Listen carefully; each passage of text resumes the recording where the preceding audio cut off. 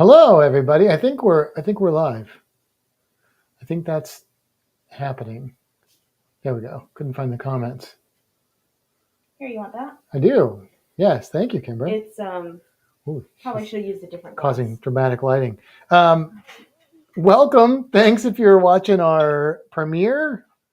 That video is supposed to be in 4K. Well, available in 4K. It wasn't in the premiere, at least not for me. If you have availability to watch it in 4K and you want to watch it again, I would just let you know that is an option. So yeah, Kimber was getting our drinks because we got that mezcal. We haven't tried them yet. No, it's Curacao, the Cliente mezcal, and Mandarin. Mandarin orange juice and lime juice. So try it. Cheers. Oh, cheers. I just shot drink in my face. Okay. I like that. That's good. It's got the smoke, the mirrors. No mirrors. Anyway, yeah. So that worked out. How's everybody doing tonight? Let's see who we got in here so far. I see. Oh, you're going to take control. That's cool. Oh, is that okay? Oh, yeah, go for it. We got Mr. Stacy in here. Hello, Stacy. We've got Les. Hello there, Les. Looks like you had an excellent cruise. We did have an excellent cruise. We got Anita. Hello, Anita. And I'm just gonna say hello to Ed because I know that Ed is in here as well. Yeah. Oh, people saying hi to Marty and the captain. Captain's, well, he doesn't look as bad on camera. He's looking a little rough in person. He's got some shed skin going on. I think he grew like 4 inches while we were on the cruise. He got big. Yeah. And then Ed says, hi, everyone. Underwater video is great. You'll have to teach me how to dive down like that. Yeah, we can work on that, Ed. Thank you. I appreciate that. That Osmo action cam is just amazing. I don't know if GoPro has done this yet. Maybe they have. But it's got a sensor on it that adjusts the ISO while you're, wherever. But this is especially nice for underwater stuff because I don't have to go back and post and add the red in and all that stuff that takes a long time and it's fussy, and it just does it. And if you use a filter with like a camera underwater, then if you get too shallow and you get too much natural light, then everything looks pink, which you could see it flash pink for a second when the ISO is like compensating for it. I really like that camera. It's a couple years old now, I guess. There's at least one newer generation. Probably another one will come out around October. But it's what sold me on the Osmo action camera. There was a camera that was made supposedly for divers by divers that had a lot of technical issues, unfortunately, and it had that built in. And I was excited about that. I didn't get it because when it came out, it had terrible reviews. Sadly, very disappointing. But the Osmo action, I very much like it. Very much like it. How long did the battery last? That's the other thing. The batteries last a long time. So I would say I was filming in 4K and I did all that filming and I edited a lot of it out on one battery. And I would say you still had some. I wasn't filming the entire time I was in there, but I probably had like an hour and a half of video or more at 4K. So like if you set that thing to like 1080, it's just going to go on and on. Yeah, the battery's a lot better than the GoPro. It is. And I don't have it in here, but I got the one with like the pack. So it's a charging pack, which I think you can get these for GoPro now, but the batteries are a little thinner. So when you're done with one battery, you put it in and it starts charging back up while you're on the go, which is really cool.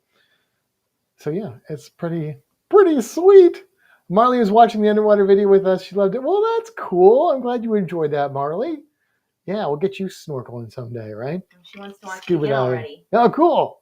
Do you have any space to scoot over? I feel like I'm off the screen. I could try and scoot over. Thanks. Now I can be part of this too. Here, I'm gonna. Oh, I can't do that. No. So yeah, so that was Chunk and Knob. Money Bar. We went down to the cab, and we were like, yeah, we want to take a cab to Money Bar. And the guy says, do you have a reservation? And I'm like, what do you mean reservation? I don't need a reservation for Money Bar. And I said, no. And he said, well, Money Bar is closed. And I said, oh, okay. So I said, well, we want to do some snorkeling from the beach. And he said, you could go to Sky Reef or you could go to Chonkanab. Now, I would be interested in trying Sky Reef, which we passed, by the way, on the way to Chonkanab. But I know Chonkanab. And although the last time we were there, it was not, that's funny. It looks like she's watching that thing, but she can't actually see that. He. But every other time I've been to Chonkanab, it's been outstanding. And this time did not disappoint. It was much different. It was like Chonkanab usually is on this occasion. So we said, let's go to Chonkanab. And then in the cab, I asked the guy too, you know, you heard me maybe a little bit mention a bit about it, but I also asked him when we were further along, I said, hey, is Money Bar just like closed for renovations or what's the deal? And he said, no, they had some legal problems and they are closed permanently. So I don't know what those legal problems were, but apparently don't plan on going to Money Bar. Hopefully somebody will get that sorted out and something will move in there. So I looked it up while we were watching that. Yeah. And there's some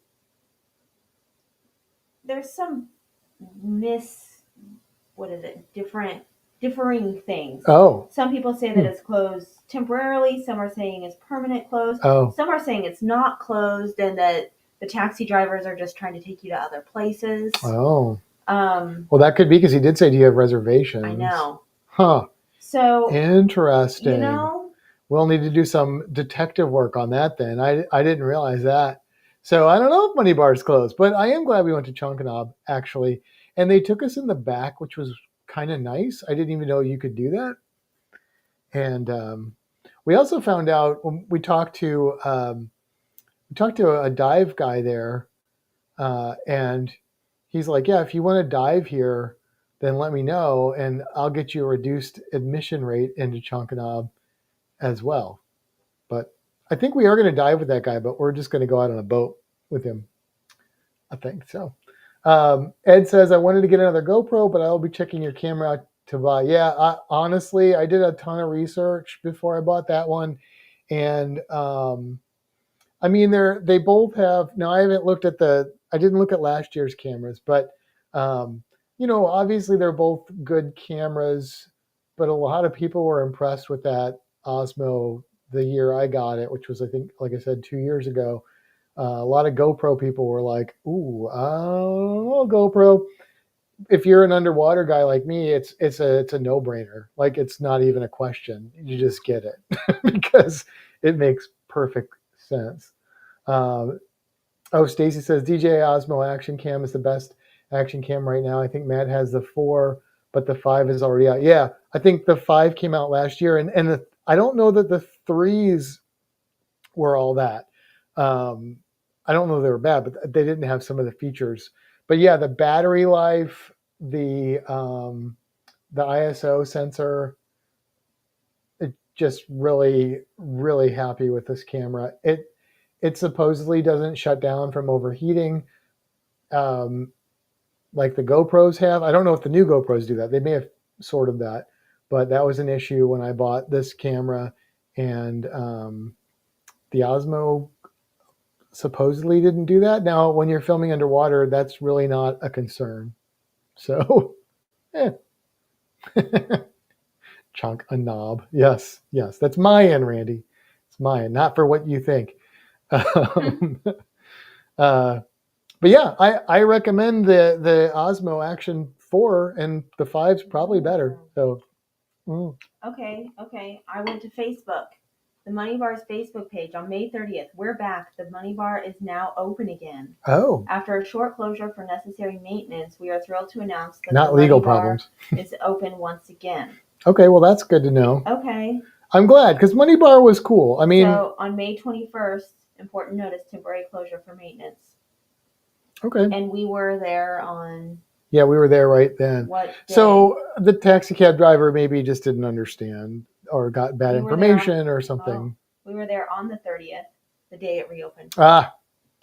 Maybe that's why the first guy asked if they had reservations. Uh-huh. Because only the cab guy said they were closed permanently. So I don't know. Anyway, Money Bar is great if you're looking for a more casual experience for snorkeling and some good food. I would say a little more low key. At least the one time we were there, that's how it was. I don't know if it's always like that or not, but Chunkanub was not. There weren't a lot of ships in port. There were two. Yeah, Ours at the downtown port and the other one. It was a Royal. Yeah. At one of the other. So that was part of the, which is weird because it's Memorial Day week, but we lucked out, I guess. But yeah, if you do go to Chonkanab, they have been making a lot of changes. You'll see some of those in the next video. Like they've added a lot, even since we were there like a year or whatever it was ago. So, or a couple years ago now, I guess. 2022. A few years ago. They've made a lot of changes to the park, like as far as like their Mayan area and some of the other things. I would not recommend doing the all-inclusive buffet. Because I would not recommend doing an excursion there. No, just get a cab, go. And if you want to eat, it's pricey, but get the food from one of the restaurants. It'll be really good food. It's expensive, but it's good food. Mess with the lighting? It's not great. I turned it down because we were like ghosts. Well, we still are. Oh. I made it more yellow. Does that look better? Sure. I didn't notice. I know this change. side. My face is. Well, that's not even shining at you, which is kind of weird. Well, it used to. It got both when I was moving stuff. Oh, okay. Well, that's not better. That's because the other one's dimmer.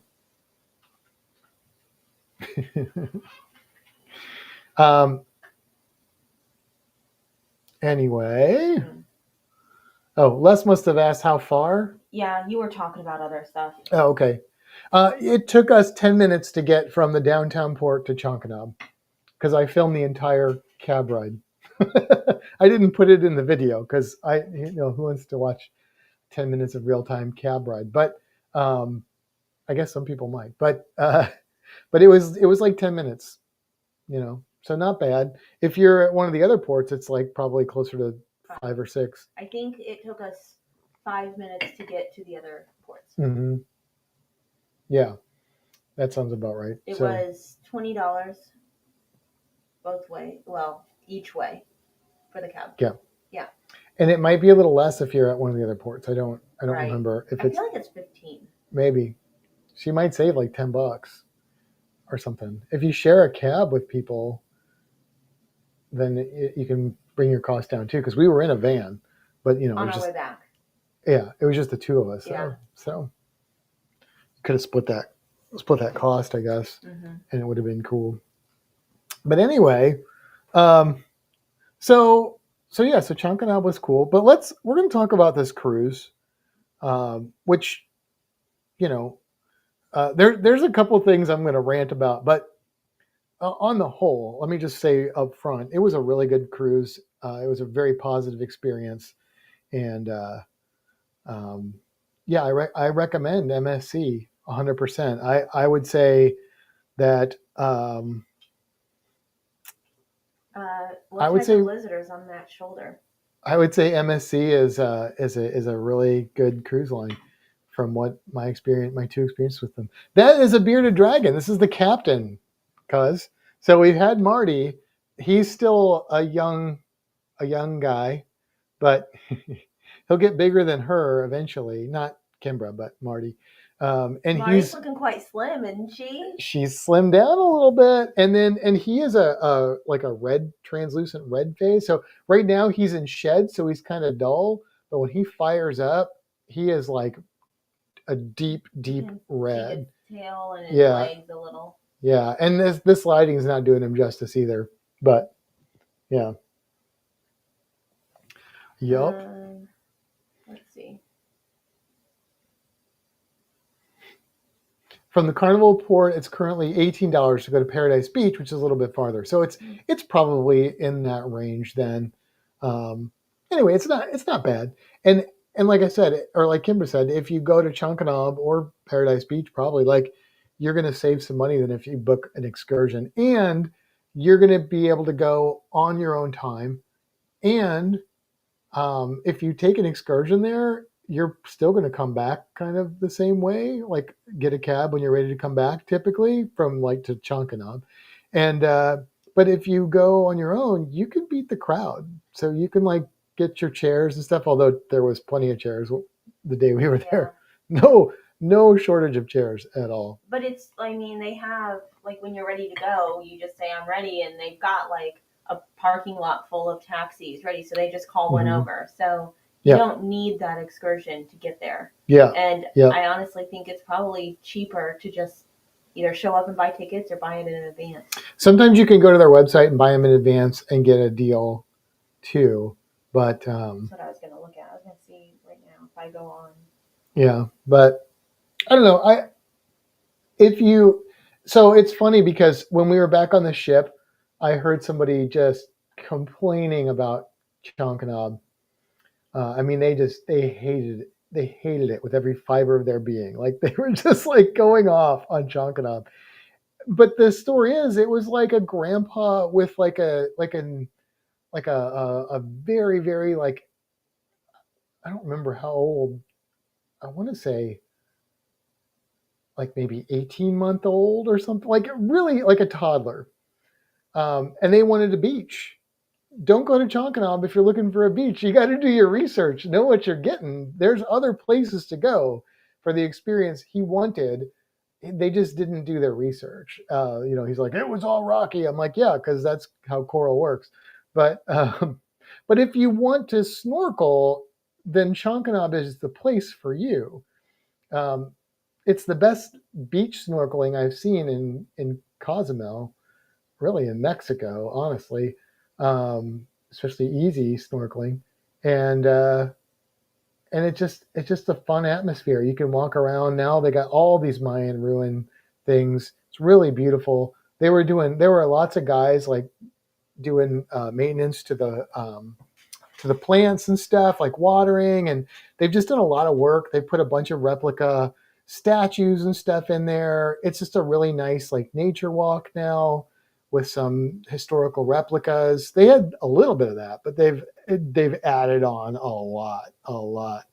So if you want a beach, don't go to Chonkanab. If you want to snorkel, go to Chonkanab. And if you get there early, know you're going to get that wavy water until it heats up a little bit, and you might get a little bit of a current in the morning too. That happened to us at Money Bar too. It was worse at Money Bar actually, because I think Chonkanab's got a little bit of barrier to protect you. But anyway, but we're going to talk about this cruise, and I did ask in the. Oh, did you see that JT is on here? Oh, did we not say hi to JT? He just got in. Oh, hello JT. I thought I saw him earlier, but I thought we said hi to him. He's going on a cruise like tomorrow or something, or he's heading to go to get on his cruise, going to Alaska. So that's pretty awesome.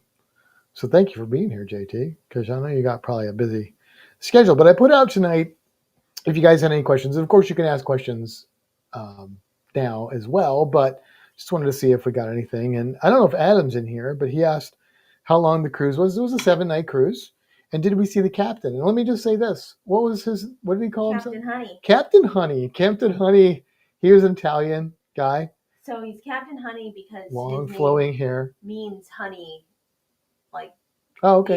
In Italian? Yeah, the Italian word, or the word for whatever his name was. I don't remember what it was. Okay. It means honey. Okay. So they call him Captain Honey. This is what I'll say about him. He's a pretty typical captain of a cruise ship, I would say. But when we were in Costa Maya, the cruise director came on. If you watched the video, you may have heard us talk about this a little bit. The cruise director came on and he said that we almost didn't dock. It was real choppy. And that the cruise director said 2 or 3 ships canceled, but it turned out only 1 canceled. But anyway, it was kind of treacherous looking, and the captain according to the cruise director, to his credit, and I'll believe that, got us pulled into port. And I'm glad he did, because that's the day we got to go to Chakchobin, Mayan ruins, and we had a really nice day in Costa Maya. So hats off to Captain Honey. Sweet. And actually, I'd have to say, we went to a couple different things on the ship, and he was at those things, and he spoke. Yeah. I can't say that I've really seen captains a lot on other. A little bit. I've seen some captains that do that. Yeah. Yeah. Not all of them. That is probably the most I've seen a captain, though. Yeah. Not all of them, but. And we didn't do that many things. No, we didn't. So, but they did upgrade me to. They did honor my gold status, sort of. They matched Carnival status, which sort of. Yeah. They matched you. They did, but they didn't give me all the perks because we didn't do it 6 months out. I would have gotten. No, here's the thing. It was the onboard credit, and you have to book 6 months out. Either way, we didn't book 6 months out. Okay. So it's irrelevant. I misunderstood that. Yeah. But anyway, yeah. But it was either way. That's cool of them to do that. So we got to go to their, the fancy party, and drink champagne and stuff. Been busy today with Sea Day stuff. Well, that makes sense. Leaving for Seattle in the morning. All right. We missed Costa Maya because of when. Yeah, I mean, it was rocking and rolling. It was for real. What cruise ship are you guys going on? I got a friend going tomorrow. Oh, cool. Discovery Princess, he said. So very nice. Now, Stacy did ask another question. He said, did you end up running into any trouble with the thermal package about making reservations or only being in there an hour at a time? So if you watched our video where we, because you know what? We got vlogs out. I don't know if you know this. We got like 7 videos, I think 6, 7 videos we put out this week. We've got, and there's still at least 2 or 3 more coming. One of them's real short, but it's about elevator etiquette, how to use a smart elevator. But the other 2 are the rest of Chankanaab, basically. So, and one of them's the Mega Mart, which is going to be the last vlog. Did you not film the last day at all? No, not even all. Cool. But to answer your question, Stacy, so we booked the thermal suite, and when we booked it, they made a comment like after we booked it that your mom found her way in. Oh, hey mom, welcome, Bombini. After we booked the thermal suite, they made it sound like on sea days we had to, not the podcast, but on days at sea that we had to make an appointment to come in, and that we could make up to 3 appointments, and this is from me asking questions, and that we could only be in there for an expected hour at a time. Well, this is not how thermal suites have worked on any other ship. So I was a little bit. Well, they said it gets really crowded. Right. So we're like, this is not sounding great. You didn't tell us all of that. No. When we booked this. Usually thermal suites, they limit the number of people and blah, blah, blah. Anyway, we went back. That was the first day. We went to the thermal suite that night. I think it was that night. That's when we had that conversation about, when they said, do you want to book for your sea days? Oh, okay. We went that evening. Okay. And then after we had already paid for it and stuff. Right. But then when did we see the manager? When we came out. We came out. Okay. So we checked in. She asked us times. We were like, I don't know. Right. So we went in. Right. We talked about it. We came back out. We're like, let's just pick times. And that's when we talked to the manager. Yeah, because we didn't know. There was no schedule of events or what was going on or anything. So we're like, I don't know what time I want to come in during the sea day, but we're in the spa, and I'm like, I don't want to miss our chance. Let's just pick 3 times and go with that. So then we came out, and the manager was like, no. Just give us a time. I don't even know why they do this, really. And just sign in the first time you come, and then you can come and go as you please the rest of the day. And that is how it worked. We didn't have any problems. Nobody was kicking us out. It was a little bit busier on sea days. I wouldn't say that it was as crowded as it was sold. No, not even a little bit. We had plenty of space to go to any of the areas of the thermal suite that we wanted. The only The only thing that I would say that we didn't have easy access to were the heated loungers, because there were only 3 of them or We 4. did get them one day though. We did, but the thing is, they weren't. I don't know. They didn't seem to work that great. Oh, the day that we had yours was did? lovely. That was, I think, our day at We did, yeah, we our did. first day at Ocean Key, and I was beat and exhausted, and I just laid there and like fell asleep. It was wonderful. So, and then Matt said, "Let's stop hogging them," and I'm like, "But this is the most comfortable I've been all day." So we didn't really try and get back. Like, they were available at times. We didn't really go for it. So the only other time that we thought about it, one of the chairs wasn't hot. Right. Yeah. This is one of those minor issues. And this is every thermal suite I think I've been on has had issues like this, where some stuff just doesn't seem to work. The 2 steam rooms, one of them never got steamy. It was hot and it was humid, but it never got steamy, but it smelled really good. And the other one sometimes got steamy and sometimes it didn't. Part of the problem was their doors didn't shut well, and people would come in and out and they wouldn't shut the door all the way. And it was really hard to shut. And then some of them also didn't try. Well, that's true. And you specifically say you need to shut the door, and then they'd walk away. I'm like, okay. Well, every other thermal suite I've been in, the doors almost shut on you. But if you walk into somewhere and somebody says you have to shut the door, do you walk away or do you shut the door? It depends on who says it, I guess. I don't know. But anyway, that wasn't the only problem though, because there were times we were in there for a while and it didn't steam back up. So, and same with the saunas. Like, they worked most of the time, but like the lights weren't on for a couple of the days in one of the saunas, and one of the saunas didn't get hot at all one day, and then the other. But for the most part, everything worked. The one day, the 1C day, half the bubbles in the Velociraptor pool didn't work. But they were on after that. They were. You got to hit a button like to restart them, and then after that day that they didn't work, they just stayed on all the time on that side. So there must have been a problem with the button. But what did you say we paid for the week for the thermal suite? $228. They told us $237, but my charge at the end was $228. $228 for the 2 of us for the whole week, access to the thermal suite. Money well spent. We decided we weren't going to really drink. Instead, we would just spend this money and save money by not drinking much, if at all. And I think that was definitely the right decision for us, because I didn't miss the alcohol and I really liked the thermal suite. It was nice. It was a very nice experience. I usually do enjoy the thermal suites on the ships. But let's start at the beginning. Should we start at the beginning? Let's start at the beginning. Because, the first time that we cruised MSC, the only other time we cruised MSC, I made a comment that that MSC puts the line in cruise lines, because getting on to the ship was a lot, and getting a real good drink. It is pretty good. And getting off the ship was a lot. Getting on the ship was super fast, super efficient. I think we were supposed to be there at 12:30. We got there at 10:30 or 11?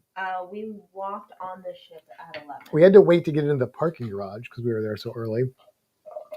We walked on the ship at 11? We walked onto the ship at 11. Once we were parked, I don't think we really stopped. We basically walked right through. We walked up, we went to the counter, did our stuff, and just got on the ship. Super easy, super simple. We were going to find our cabin because on MSC, they tell you can go to your cabin, drop off your luggage, and then your rooms will be ready. Get your key. Get your key. Your rooms are ready later, because most cruise lines that I've been on, it's 1. On this one, they say 2. 3. 3? Was it 3? But they let you go drop your stuff off. Which is really half the battle. And, if you really wanted to be in there, I don't know if they would have. I don't know if they would have cared. I loved your part about watching people trying to open the lock door. Yes, we did the same thing on our first cruise, but we were a little naughty by telling people to pull or push and laugh. So I wish we would have filmed that a little bit more. In the beginning. Because Yeah. towards the end, people either figured it out or didn't do it anymore. Yeah. But there was, I think Matt was in the cabin napping, and I was sitting out there reading. And I don't know, there were maybe 8 people that walked over and did it. And he came out, and I said, "Watch these people." And he's like, "No way, they're going to keep doing that." And then the next one came up and did it too, and he was like, "Oh, that's good." It was pretty funny. Yeah. So we got on board. We're going to our cabin. We see our muster station, and the guy's there, and we're like, "Oh, yeah, you're a muster station." And he's like, "Have you watched the video yet?" And we're like, "No." He's like, "Well, what did he do?" He just said, well, he asked if we had our keys. Oh, right, our room keys. Yes, that's what he needed, the room keys, not if you watch the video. So he said, "Go get the room key. Dial. Pretend you watch the video. Pretend you watch the video. Listen to the prompts, and then come back." Yep. So we did, and the muster was like, other than having to go get the key and come back. Honestly, and he like scanned our things. He didn't talk anything muster. He actually told us about chatbot, which confused us. Which we totally misinterpreted that. It's not how he represented that. No, chatbot is basically you have the ability to log into, even if you don't have the internet package, I guess an AI on a website that is for the ship. An AI chat feature. Yeah, it is a chatbot, but it's just the way he made it sound. It was like, this AI thing in your cabin that you could interact with, like an Alexa or something. He made it. He said there's a code in your cabin that you can scan. Yeah, QR code. And you can tell it anything. Right. And I'm like, okay, I'm going to hit some button and I'm just going to be able to talk to my room. Right. Yeah, that's what I was figuring. That's not like, what it was. I've had a lot of deep philosophical conversations with ChatGPT, and I was like, oh, can I do this and actually get verbal feedback? But anyway, that doesn't really exist in that form. However, it has potential. We did use it. We used it to find out how we got new towels, because that we'll get to that. But and ice, and it actually will like do certain things for you, like it'll and hangers, and we actually did get hangers by using the chat bot. And the ice we had to call for, and we didn't get it. No, then we talked to our room steward, and he got it for us, right? So, or did we just get it ourselves? No, he brought us ice. He did bring us ice. So anyway, so that was all fun and games, and then we just had that day. Now, let's see. Here's what I'm gonna do. I'm gonna pull up our old MSC list, because a lot of things that we didn't love the first time we sailed MSC, they have fixed. Not everything, but a lot of the things. And there were new surprises. Nothing major. I mean, I could nitpick any cruise ship. I don't want to give the wrong impression, but most of the problems that we had, they fixed. Well, here's a few announcements. Oh, here's a few things I wrote down on the first day. I was going to do this, but I didn't continue doing it. Embarkation was better. Muster was better. The app seems decent, except you can't see beyond the current day. So yeah, they don't show you any of the like things that are going on. Right. You can only, and the menus, like the dinner menu, for the first half of the cruise, you could only see that day's menu. The last half of the cruise, they showed them the rest of you. Mm-hmm. But the first half, you could only see that day's stuff. The activities each day, you could only see that day's stuff.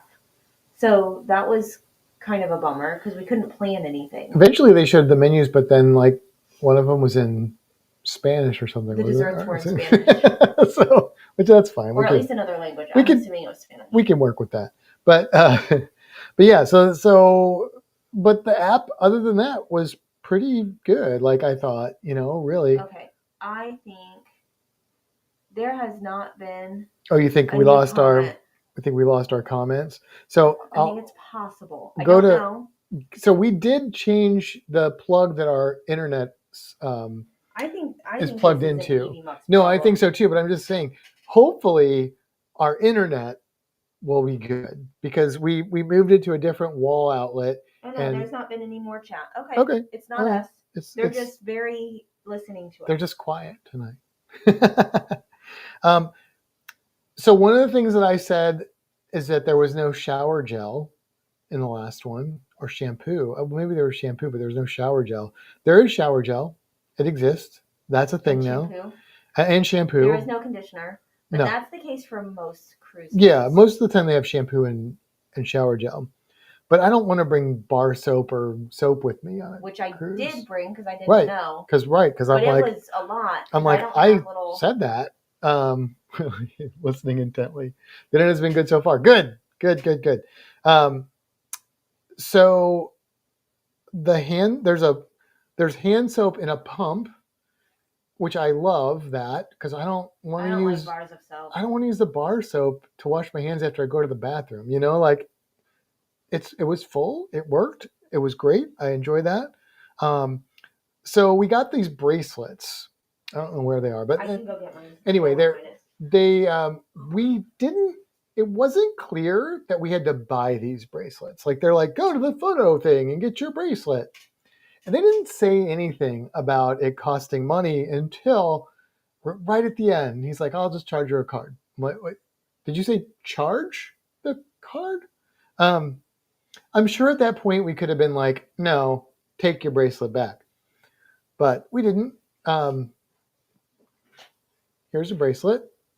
Okay. They kept saying it's waterproof. It's waterproof. It's waterproof. So is my plastic card. Right. This doesn't work to get on and off of the ship, but it was $22, I believe. For both of them. For both of them. Total. So $11 a piece. So first he said, well, I don't know what you said while I was away, but he said, charge it to your account. Yeah. And I said, yeah. Wait, how much is this? Yeah, and then I was like, did he say charge? And he said $32, but I'll do it $22 for you today. Yeah. Oh, thanks, buddy. I'm like, well, I thought it was free, so there's that.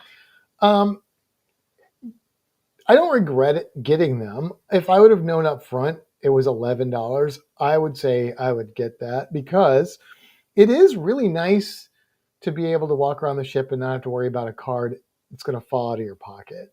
Like actually in the thermal suite, we saw at least 2 or 3 cards get lost in the Velociraptor pool. With my toes. Yeah.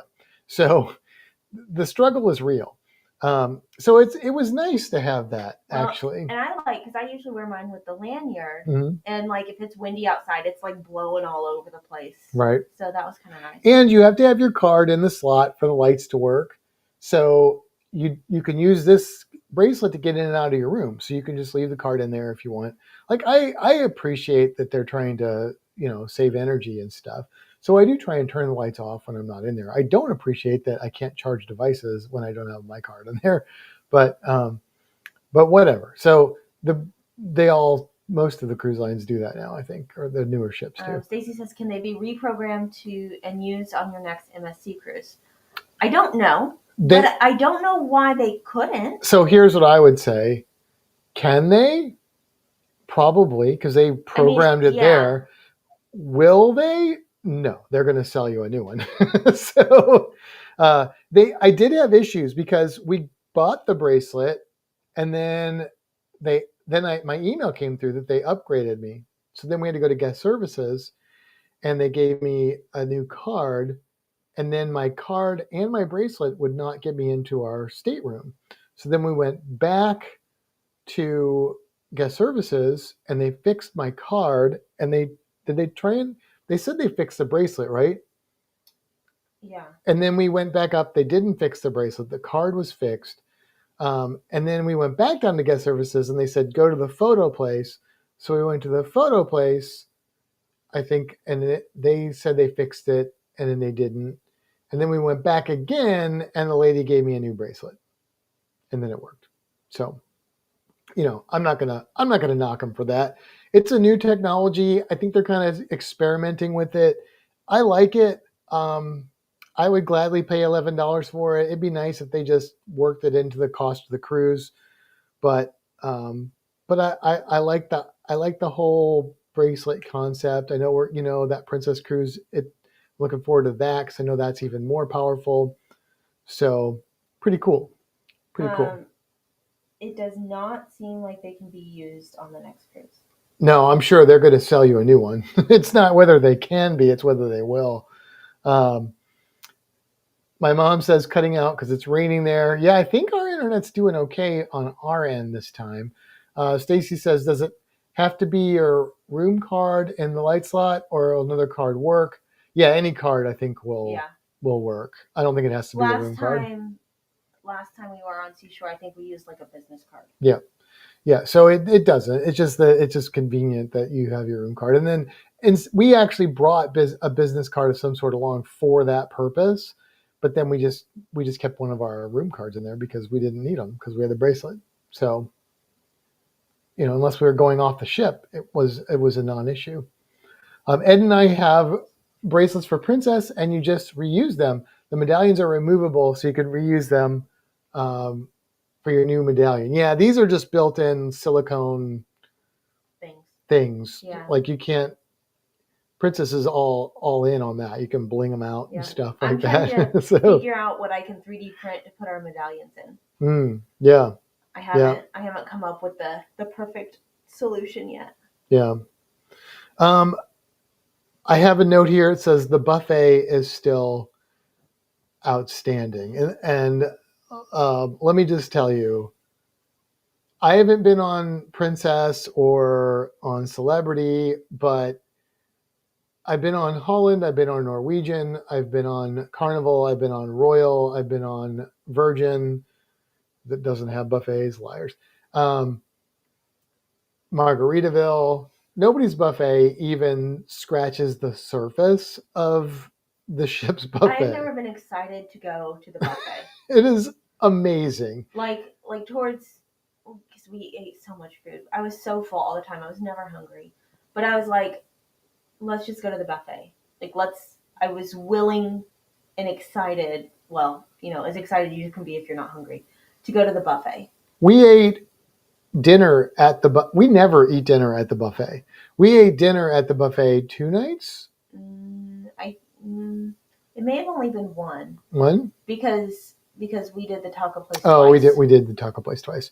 But we could have. Like it was that good. Like there was most of the things they had at dinner, they had on the buffet, which is pretty typical, but they had so much more.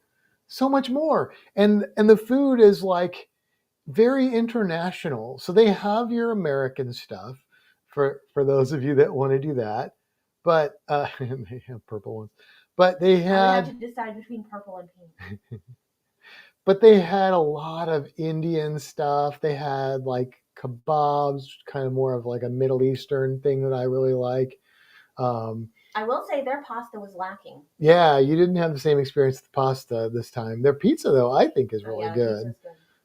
They have thick pizza and they have thinner pizza. So they have 2 different kinds of pizza besides the different, toppings and stuff. She is almost sleeping. She's very snuggled. Yeah.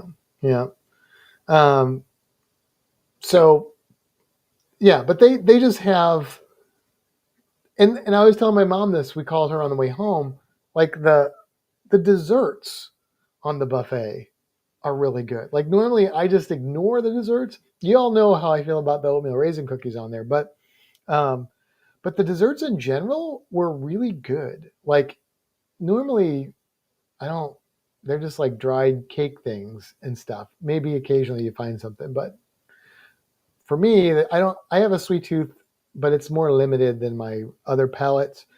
So for me to find lots of desserts that I liked was pretty unusual.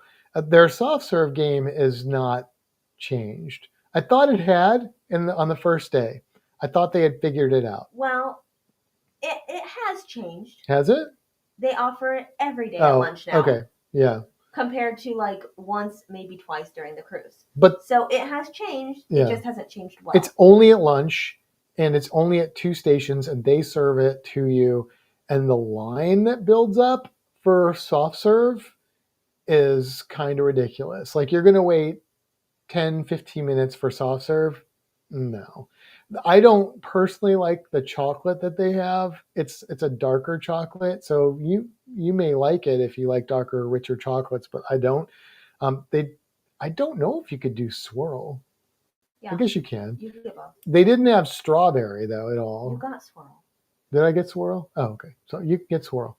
Um, but it yeah, I got one ice cream cone the whole time because of that, which is fine because there was plenty of other stuff. I wasn't going hungry, but it just that is a knock on them. I also miss like Guy's Burger and stuff like that. I miss that too. I miss those other options. But there's so much food and it's so good that it's kind of a robbing Peter to pay Paul kind of a thing. Here's what I think my problem with that was.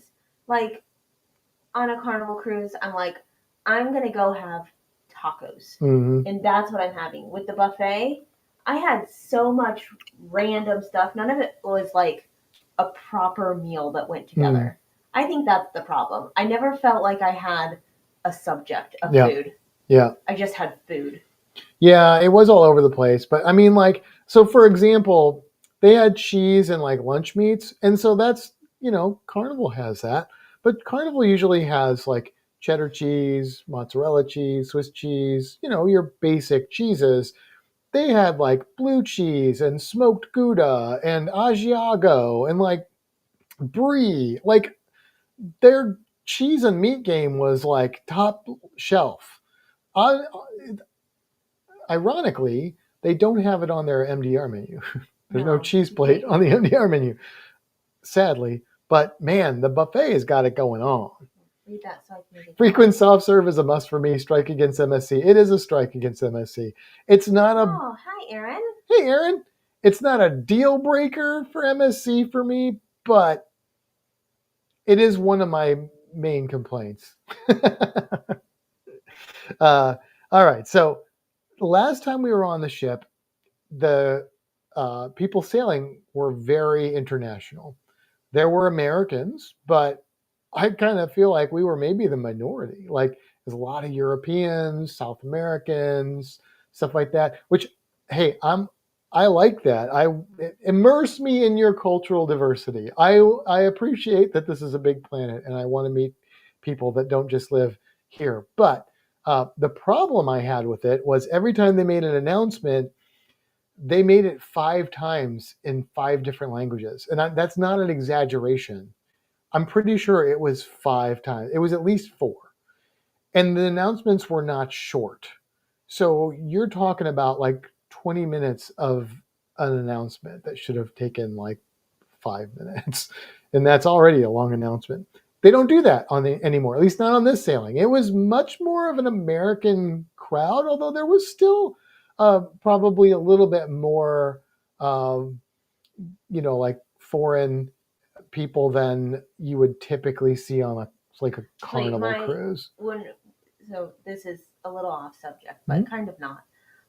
When we got on the ship and went to the buffet, I was walking around and Matt had gone around the corner for something, and I was at the Indian section and I was getting ready to put some rice on my plate, and the family that was in front of me was Indian, and the guy grabbed some rice and then moved over and put, I don't remember what the dish was, put some of that on his rice, and then scooched back over and put more rice on his plate, and he looked at me and said, "I'm so sorry, I've had 3 days with no rice." It was just really funny. So anyway, they don't bombard you with like multilingual announcements, just English, and I appreciate that.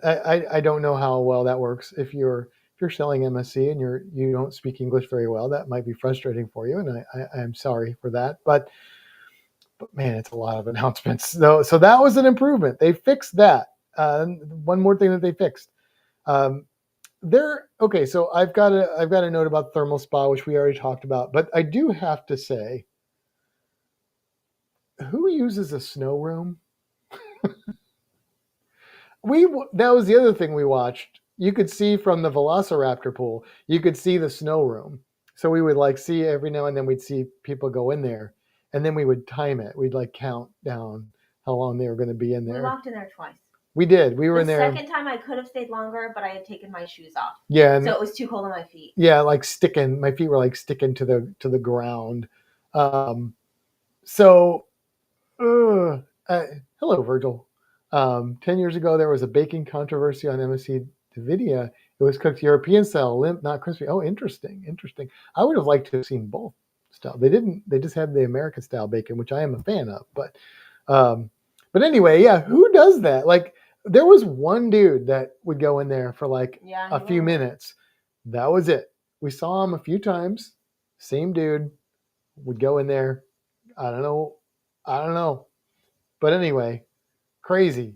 Hey, look, if you enjoy the snow room, it was definitely the smallest room in there, though. So they knew people weren't going to use it. Yeah. Anyway, snow room. The hot tubs on the ship. My watch, when it's underwater, will tell you what the temperature is. And this is not an MSC specific problem. This is a problem that I have noticed since the Vista came out is when I first noticed it. I don't know if that's when it started, but that's when I first noticed it. And I think almost, Kimber says there was an exception, which I believe her. Almost every ship I've been on since then, the hot tubs are not hot.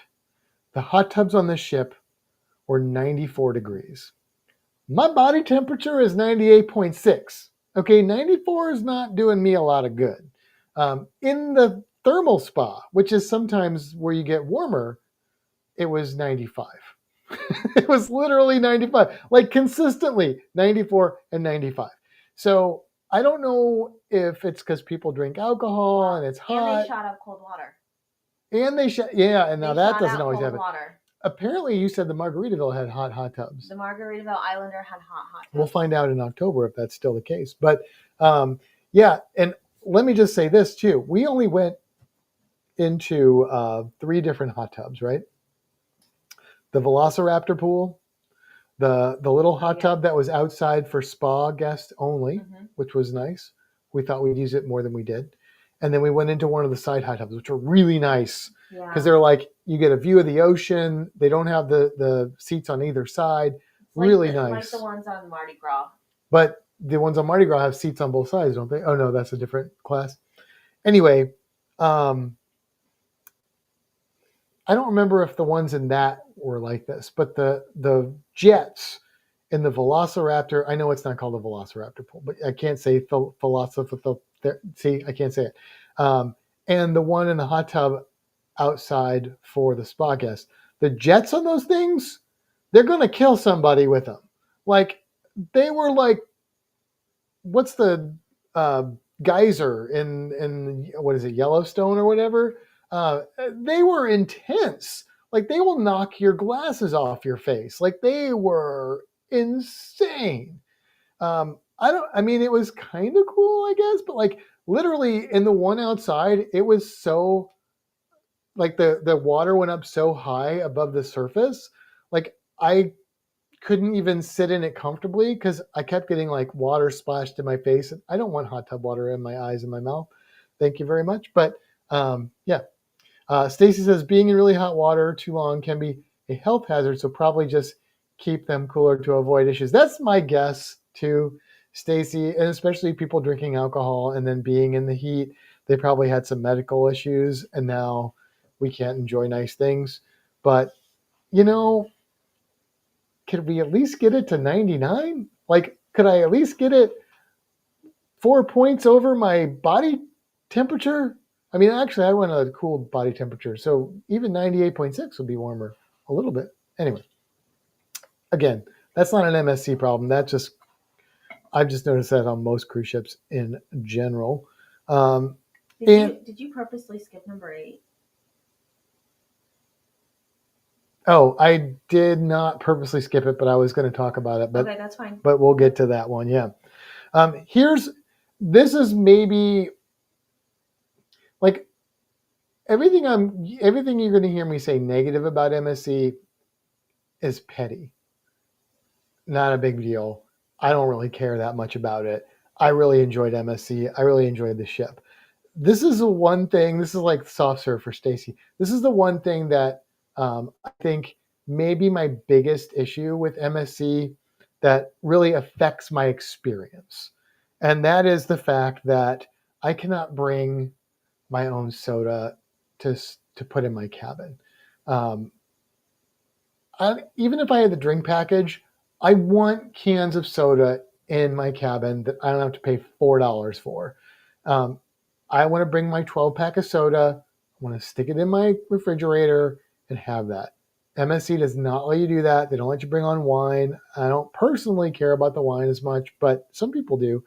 But the soda is a problem. I need the soda in my cabin. I'm still going to buy your sodas if I want a soda or whatever. But they stock it with the minibar, which JT said he asked them to remove the stuff, but still, it doesn't help. Now, if you go to a port, you can buy soda and then you can stock it after you've started sailing. Just let me bring 12 flipping cans on board. Come on. Yeah, it's hard because once you're in your room and you're like, oh man, I'm thirsty, then you have to like go all the way to somewhere Mm-hmm. and get a drink. And if you don't have the drink package or don't want to pay for a soda, that means on this particular ship the buffet, and that is the Right. only place to get a drink. And it's like in a cup this big, which is gone in 3 minutes. Yeah. Or less. Yeah. So, which I brought my cup, so I always had water in the room. But so number 8 that she referred to has to do with dinner. Let's talk about the MDR because the buffet is outstanding. Breakfast, lunch, and dinner. The buffet is top notch, bar none. Can't beat it, or I haven't seen it beat yet. I'll be curious how Princess does on it because I've heard good things about Princess's buffet, but I don't really think it's going to match the MSC buffet. Their other food might, but yeah, exactly, Randy. First world problems, definitely first world problems. Now, MDR. I like going to the MDR. I like the whole experience. Their dinner times go all the way down to the latest one being 9:15 p.m. Guess what we got booked for? 9:15 p.m. They would not change it for us. That's the first time I've ever had them not change something like that for you on a cruise.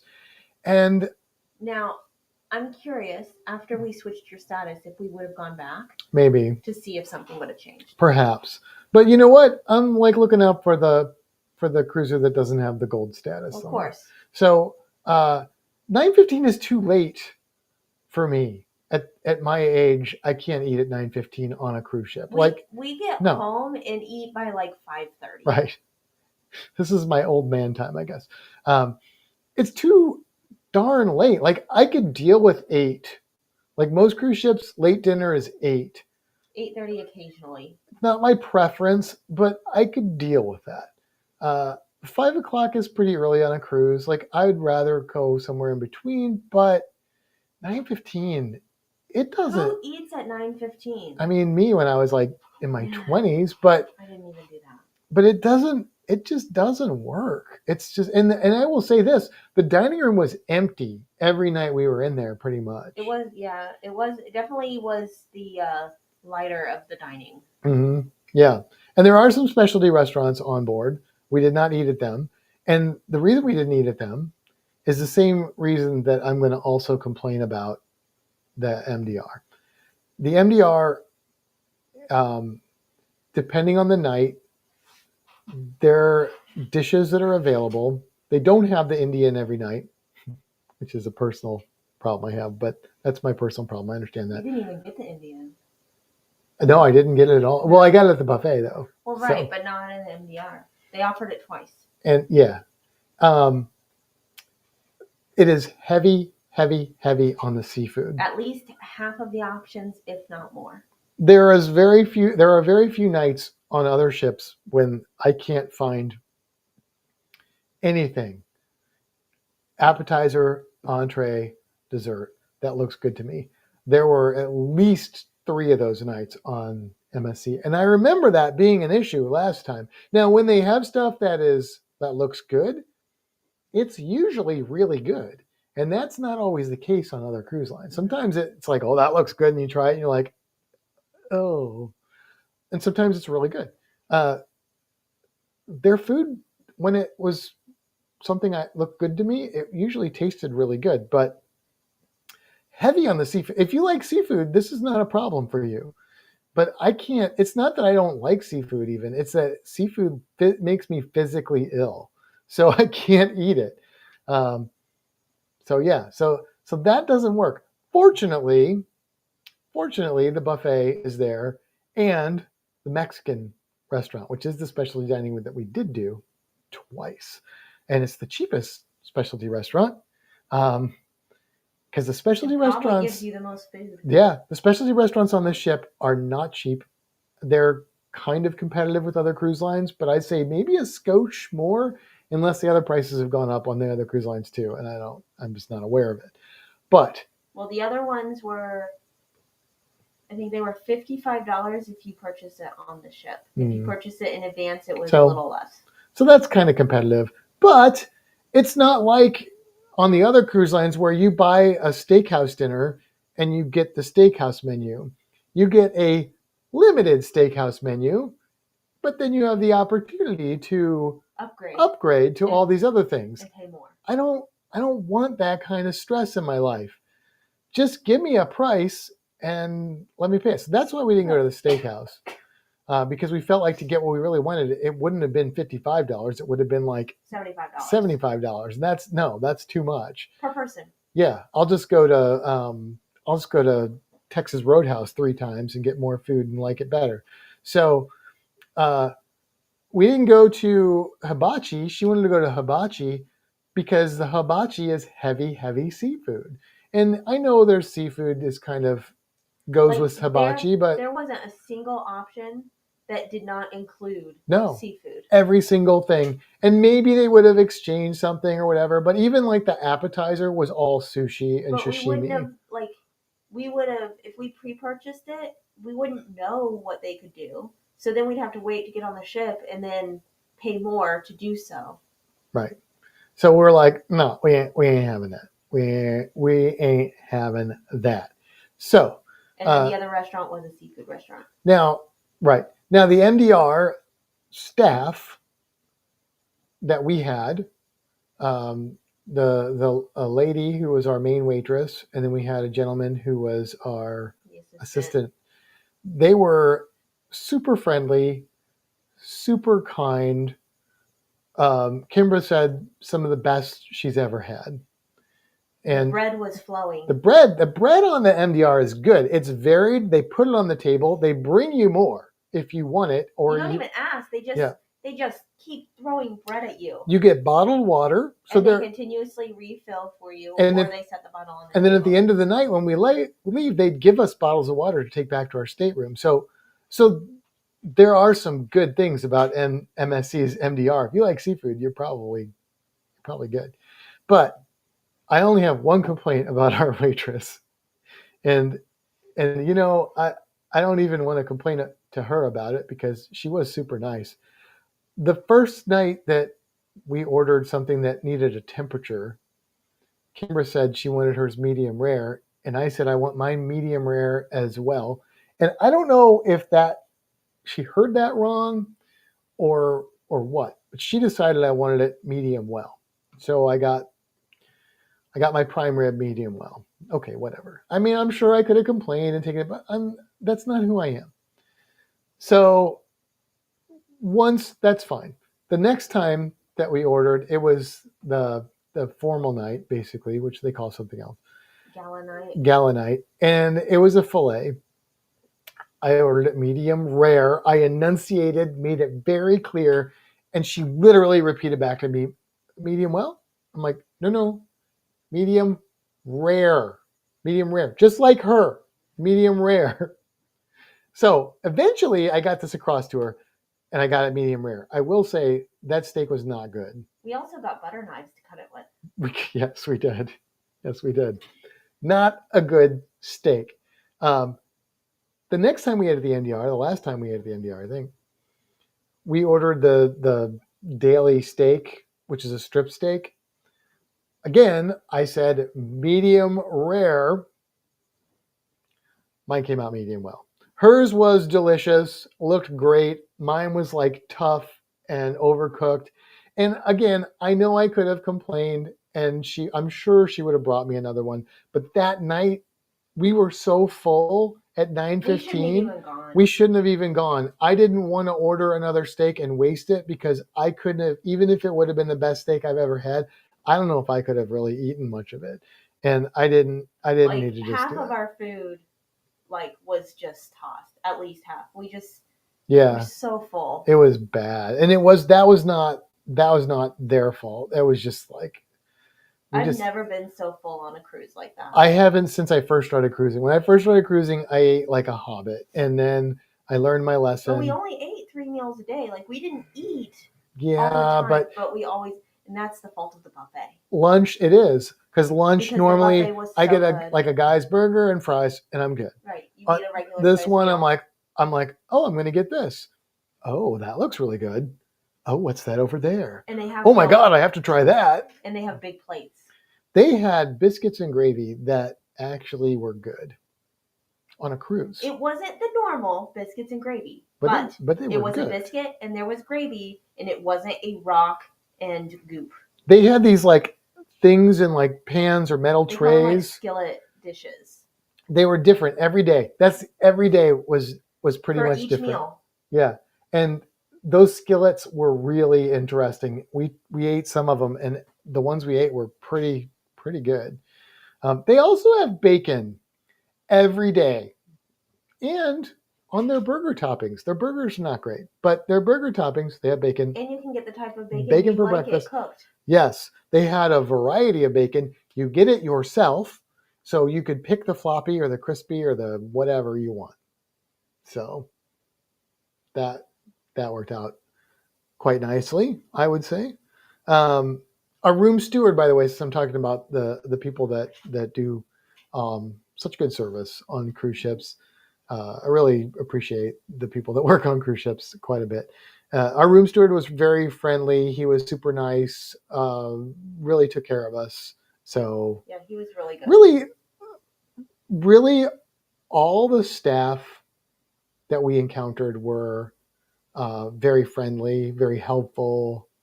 Yeah, even when your watch didn't work right, they were all very friendly. Mm-hmm. Like they thought they fixed it at one point, right? And then but they were very friendly while doing all the things. They never seemed irritated or frustrated. The only one that maybe Max. Oh, we'll talk about Max.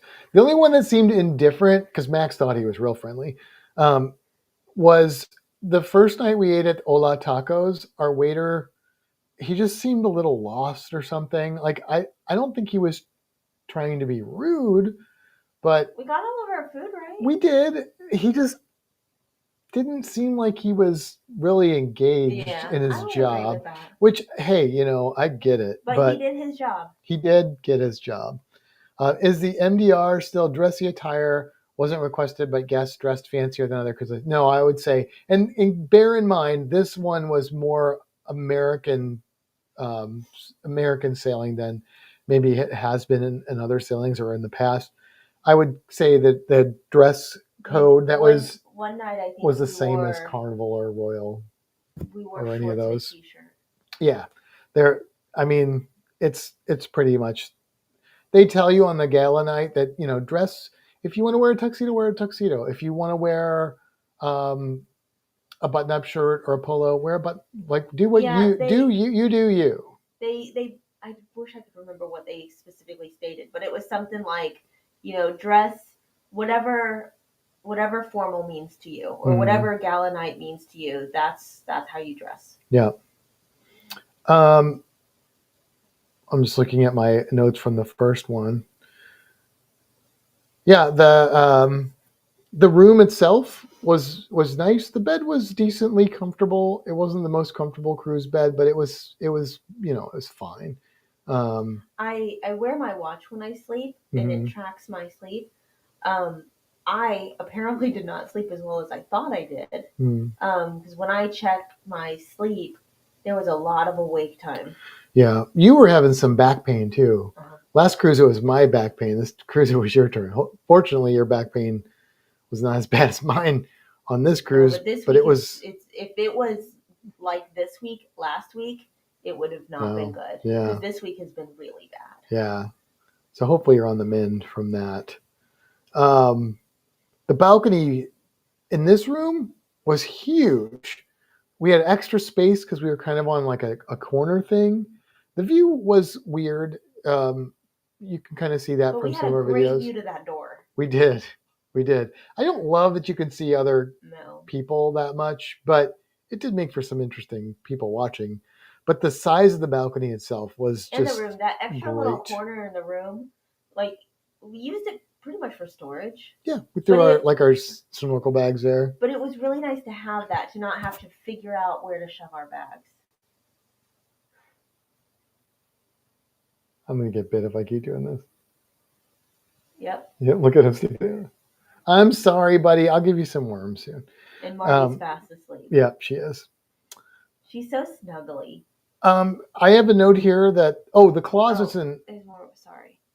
Oh. I still pack a tuxedo, not as common as an old days. You know what? And I think that's cool. Honestly, I would love to like wear a super fancy dress.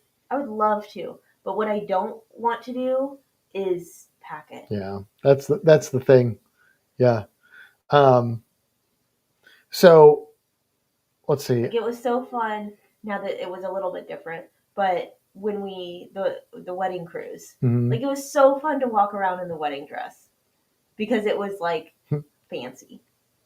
Also, everybody said thanks to us. That's true. The closet is in a different spot than like your normal, what we're used to. I know other cruise lines have closets that it would normally be next to the bed, but it was like next to the couch. How did you feel about the closet? Because I have some thoughts about the closet. So the last time I loved the closet where it was. I thought it was great because it's not in that skinny hallway.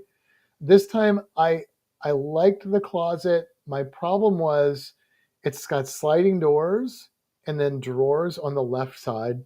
And if that door isn't moved all the way over to the right, the drawers hit it. And every time, boom, oh. So, I mean, minor complaint, but is kind of annoying. Here's what I didn't like.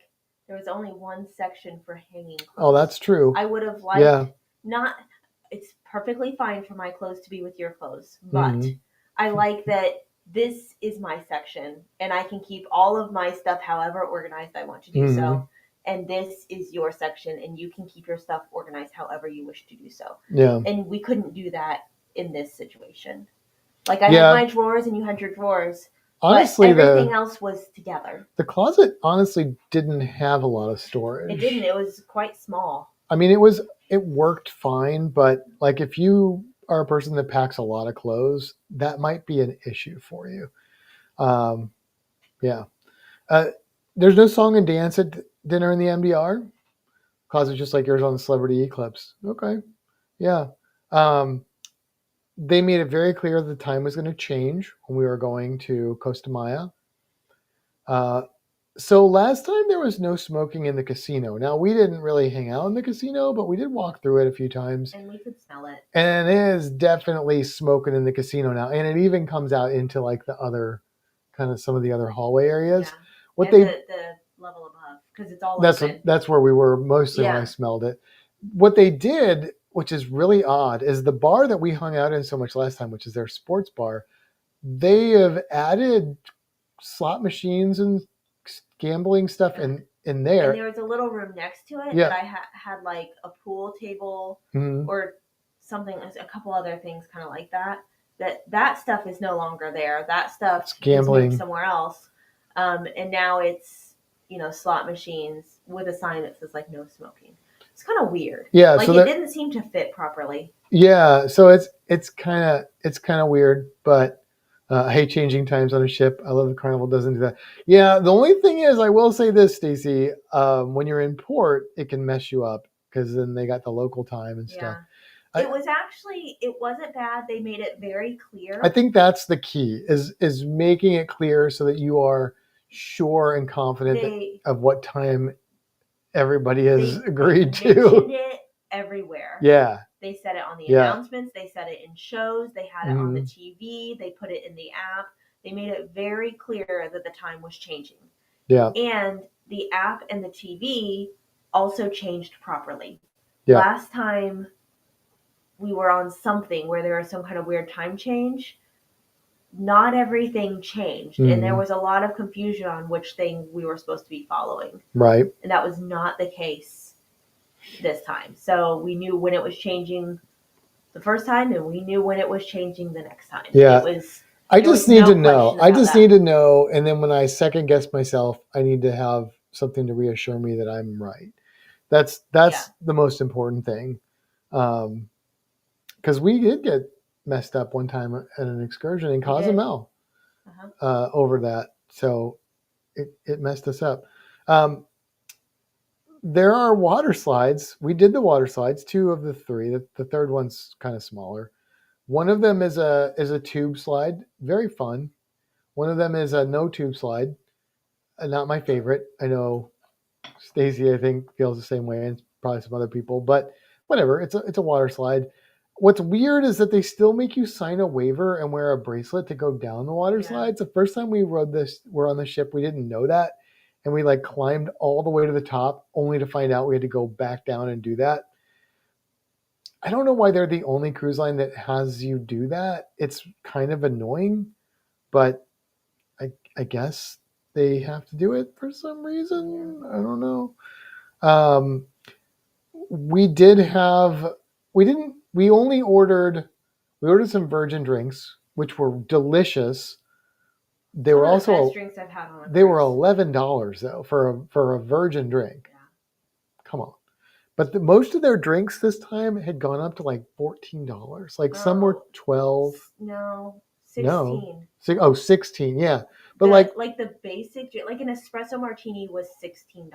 Yeah, so their drink prices were obnoxious. And so that's one of the reasons why we definitely didn't want to get a drink package, because we weren't going to drink that much. But last time they had the tier drink package, it still wouldn't have paid off for us. But like, even like normally I'm like, let's just buy drinks as we want, and then we won't drink that much, and it'll work out. Not on this ship. I have a hard time paying $32 for a couple of drinks. Like, that's a full meal at Texas Roadhouse, right? With a drink.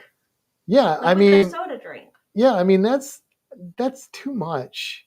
I'm just not going to drink. Cruise lines. I mean, I don't need alcohol that badly, so I'm not going to do it. I mean, other people will probably, I'm sure, but I won't. So that was kind of a bummer. But we decided, we were just going to do the thermal suite. We got those drinks. We got coffees a few times, including the fancy espressos, and we got. I don't believe they ever actually charged us for those coffee drinks. The fancy ones or the regular ones? The lattes? Okay. But I don't know. They charged us probably for the fancy espressos. Those weren't super expensive. The ones with the chocolate and stuff on them. Those were like $5 or $6 though, right? Yeah. Those seemed more reasonable. Yeah. And then we got one alcoholic drink, right? I don't remember what it was. You got started with an S. I want to say. Oh yeah, I did. Yeah, that's right. What's the word? I can't think. Sazerac. Yeah. Which is the first time I had a Sazerac. I didn't love it. It was okay, but it was like $16. It tasted like an old fashioned. Yeah. Like it supposedly had absinthe in it. It probably did, but I couldn't even taste it. So I'm like, maybe that's what Sazeracs taste like, and I just don't like them. I don't know. And I got an espresso martini that they put it in a champagne glass, which is wrong. It's not okay. And then they charged us for 2 espresso martinis. Yeah. Instead of 1. Then we had to get that fixed. There were some issues with that ordering process. They didn't want to serve us. No. Because that was the bar that like catered to the specialty restaurants, and they were so backed up that they didn't want to serve us drinks. And I'm like, what? So they weren't rude, but that was kind of the only negative customer service experience we had. It was kind of unclear. Like he said, do you have a reservation? I said no. And then he said something kind of like, well, this is just for for them. Mm-hmm. But then he continued to, well, there was a lady there that continued to ring me up, and then he made the drinks. But he made it sound like he wasn't going to. So it was kind of, maybe he was saying that because she was there and I shouldn't have ordered with her. Oh, maybe. I don't know. I don't know. I don't know, but it was weird, and the drinks were not great. Well, yours was okay, right? Fine. It just It was in the wrong so glass. yeah, but for $16, That might be do a a better stupid job. issue, but an espresso martini does not belong in a champagne glass. No, that's not a stupid issue. I think that's valid. There are some drinks you could do in multiple types of glasses, and that's fine. A martini is not one of them. I mean, that was an issue that I had last time. Was the random freaking right? glasses. I've got that note here. Yeah, just, drink. Yeah, I've just got put that. my drink in the glass it belongs in. Yeah, it can't be that hard. Yeah. So back to the Ola Cantina. It's the price has gone up on that. Now we were able to book it ahead of time, and we paid what, $20 per person. Yep. And it's all you can eat. You can also eat there a la carte. And we did the math, and I could have eaten there like a normal person, and spent less. But or I could pig out and get whatever I want and for $20. Then when we ate there the second time, we had to pay the on-board price, which was $25. If you eat there on the first night, it's even cheaper. I think if you book, it's like $18 or something like that. I don't know. Oh, yeah. But the food there is I think really good. If you like Mexican food, it's very good. Like I said, we ate there twice. They weren't able to do the make your own guacamole at the table. They said they didn't have the stuff for it. I don't know what that means. I don't know how you don't have the stuff for I think they just didn't want to do it, but I don't know. Both times they said that. They did. And it was different waiters. It was. So I don't know what's going on there. But anyway, the food was really good. I enjoyed it quite a bit. The desserts there were amazing, but everything, all the food there was, I think, was really, really good. There was only one thing I got that I didn't like, and that was my own fault. Yeah. And you said it was your favorite. Which thing? The tacos. Oh, yeah. Yeah. Oh, yeah. The taco you got, I liked more than the tacos I ordered. So. And that was actually what was kind of neat about that is that was our second time there. And when we were talking to the guy about the guacamole, he said, I mentioned something about I don't like tomatoes or cilantro. And I had ordered a couple other things with like no pico. And I ordered these tacos that said it had avocado on it. And he said, and you want that with no guac? And I said, well, it says avocado. Avocado is fine. And he said, well, it's the guacamole. And I said, that's okay. I shouldn't have gotten it with the guacamole because I didn't like it. But he also brought out, I ordered the quesadilla, and it comes with guacamole, pico, and sour cream on the side. And I didn't order that any other special way. I just, ordered the quesadilla. And he brought that out, just the quesadilla, and then put sour cream in a container on the side and took the other things out because I had already said that I don't like tomatoes and cilantro. So, and he tried to convince me not to get the guac on the taco, and it was my fault for getting the guac on the taco. So that was he listened to me and he listened, comprehended, and was trying to help you out. So like I said, I mean honestly, like I would definitely say that I like MSC. I don't know if I would sail this ship again, only because I'm just kind of done with big ships. Like this ship was full. It didn't feel crowded most of the time, but there were points like getting off at certain points, or the buffet, because it was so popular, we lost each other. Yeah, we couldn't even find each other. We had to go back to the cabin to find each other. I circled around the buffet at least 3 times looking for him, ended up sitting down and eating by myself. Yeah. Which was actually the only meal that I didn't like. Because that was the one that had the lamb rice thing that had bones in it. Oh yeah, it had bones, yeah. But But I couldn't even be upset about that with someone. I had to do it by myself. But yeah, I just think 2 to 3,000 people on a cruise ship is enough for me. I don't like these gigantic ships. I think I've decided that. So this is not an MSC problem. I mean, this is even the Mardi Gras. Like, I just want a smaller, more intimate cruise experience. I don't care about all the fluff that comes with those giant ships. I'd rather just have some relaxation Oh, one and of the stuff. things that I really liked about this ship, and this is a little bit different than what you're saying, but I find this to be the case on smaller ships than what the new bigger ships have, Oh, I know what you're going to say. Yeah. is a place to sit down. Yeah. A quiet place to sit down. There was a lot of them on There the was ship. a lot of them. Yeah.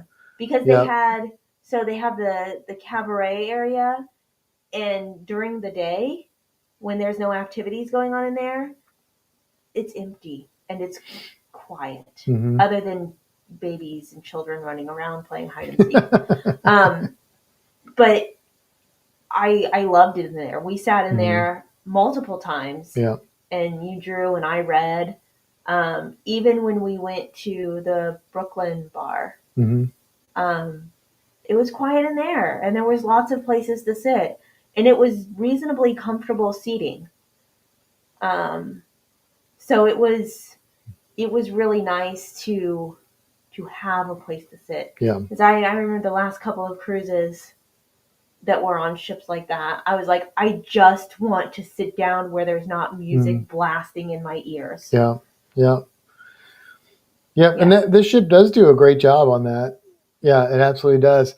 Also, I see Virgil's post there. So one of the things I also like about MSC is that they have, instead of just tea and lemonade, they have different juices, and usually lemonade, and usually tea.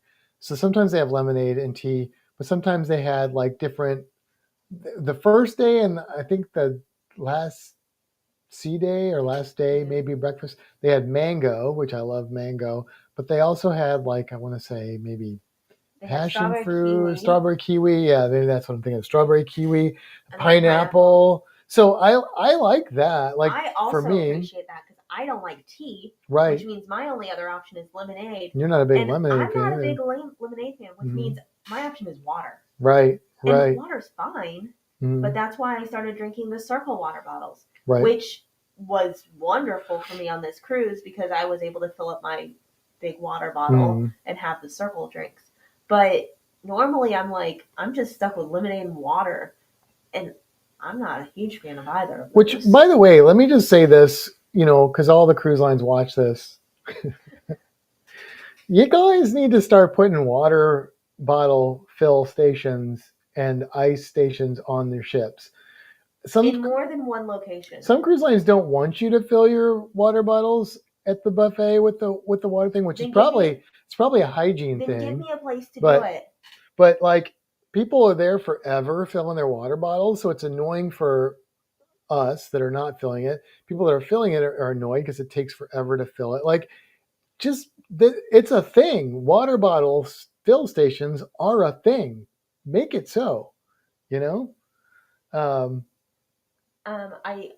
Sorry. Stacy asked how many sips I went through. I put a new one in before we left, and I'm still drinking that one. There you go. So the ones that you don't like pour up, the ones with the straw sip, they last longer. But the flavor is not as strong, which is actually good for me because I don't want it to be so strong. I just don't want it to be water. Yeah.